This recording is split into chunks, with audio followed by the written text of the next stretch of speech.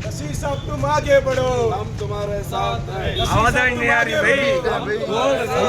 नसीर साहब तुम आगे बढ़ो, हम तुम्हारे साथ हैं। नसीर साहब तुम आगे बढ़ो, हम तुम्हारे साथ हैं। नसीर साहब तुम आगे बढ़ो, हम तुम्हारे साथ हैं। नसीर साहब के, नसीर साहब के, नसीर साहब के।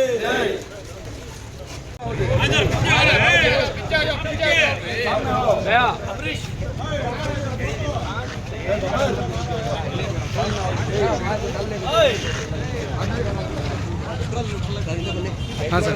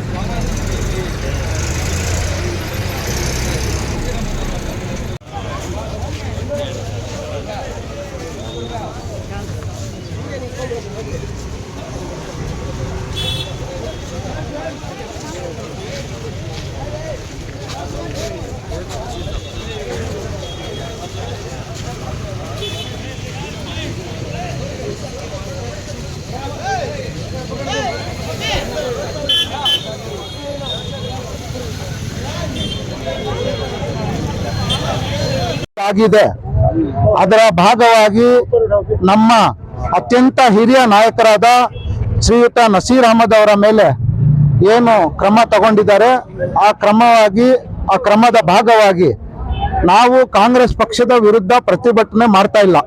ನಮ್ಮ ನೋವನ್ನು, ನಮ್ಮ ಸಮಾಜದ ನೋವನ್ನು, ನಮ್ಮ ಸಮಾಜಕ್ಕೆ ಸಿಗಬೇಕಾದ ಹಕ್ಕನ್ನು ಕೇಳ್ತಾ ಇದ್ದೀವಿ. ನಮ್ಮ ಪಾರ್ಟಿಯಲ್ಲಿ ನಮ್ಮ ಪಕ್ಷಕ್ಕೋಸ್ಕರ ನಾವು ಪ್ರಾಮಾಣಿಕವಾಗಿ ಮಾಡಿದ್ದೀವಿ.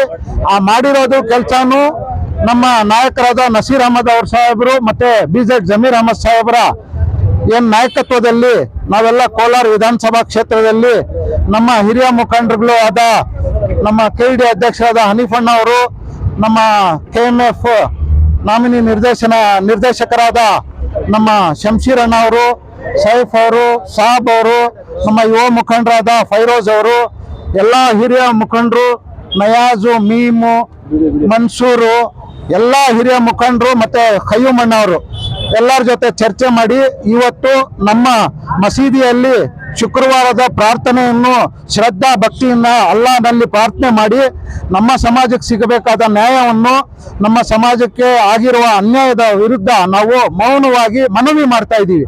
ಪ್ರತಿಭಟನೆ ಬೇರೆ, ಮನವಿ ಬೇರೆ.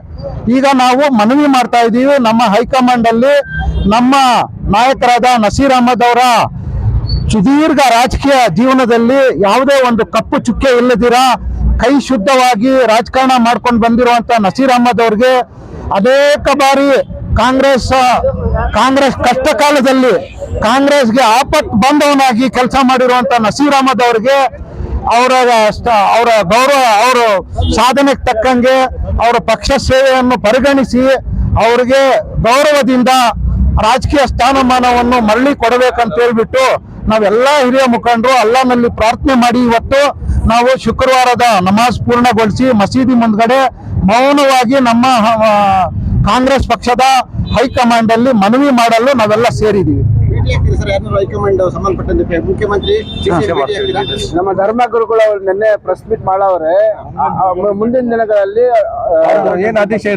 ಮುಖ್ಯಮಂತ್ರಿ ಆಗ್ಲಿ, ಪಕ್ಷದ ಅಧ್ಯಕ್ಷರಾಗ್ಲಿ, ಉಸ್ತುವಾರಾಗ್ಲಿ ಅವ್ರನ್ನ ಕರೆಸಿ ಮಾತಾಡಿ ಅದ್ರ ಬಗ್ಗೆ ಸಮಾಲೋಚನೆ ಮಾಡಿ ಡಿಸ್ಕಸ್ ಮಾಡಿ ಇವಾಗ ಆಗಿರೋ ತಪ್ಪನ್ನು ತಿದ್ದುಕೊಂಡ್ರೆ ಪಾರ್ಟಿಗೆ ಏನು ಆಘಾತ ಆಗಲ್ಲ.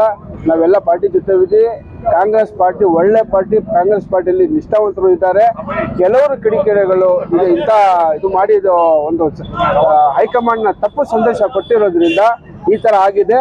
ಅದು ನಾವು ಒಂದು ಒಳ್ಳೆ ಥಿಂಕಿಂಗ್ ಇಟ್ಕೊಂಡು ಮುಂದಿನ ದಿನಗಳಲ್ಲಿ ಕಾದು ನೋಡ್ತೀವಿ. ಹೈಕಮಾಂಡ್ ಏನ್ ನಿರ್ಧಾರ ತಗೊಳ್ತಾರೆ, ಪಕ್ಷದ ಅಧ್ಯಕ್ಷರು ಏನ್ ನಿರ್ಧಾರ ತಗೊಳ್ತಾರೆ, ಮಾನ್ಯ ಮುಖ್ಯಮಂತ್ರಿ ಸಿದ್ದರಾಮಯ್ಯಜಿ ಏನ್ ನಿರ್ಧಾರ ತಗೊಳ್ತಾರೆ ಅನದರ್ ಆದ್ಮೇಲೆ ಅಥವಾ ಮತ್ತೆ ನಮ್ಮ ಧರ್ಮಗುರುಗಳು ಏನ್ ಹೇಳ್ತಾರೆ, ನಮ್ಮ ಲೀಡರ್ಸ್ ಏನ್ ಹೇಳ್ತಾರೆ, ನಮ್ಮ ನಾಯಕರು ಏನ್ ಹೇಳ್ತಾರೆ, ಅದ್ರ ಮೇಲೆ ನಾವು ಪಾಲನೆ ಮಾಡ್ತೀವಿ.